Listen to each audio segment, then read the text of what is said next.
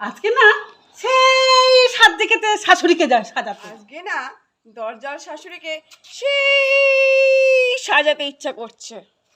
ওই দেখুন ওদের দরজার শাশুড়ি বসে রয়েছে, এবার সাজাবো। কি সাজাবে রে? পিতু ওকে হাত দুটো বেঁধে নে।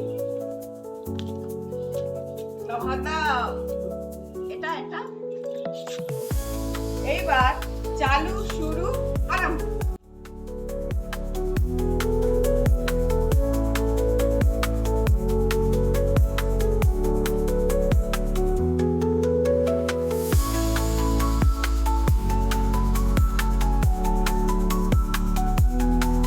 আমাদের সম্মানে একটা সুন্দর সুপাত্রী আছে, তার জন্য একটা সুন্দর সুপাত্র চাই। যদি কারো দরকার থাকে তো আমাদের একটু জানাবেন।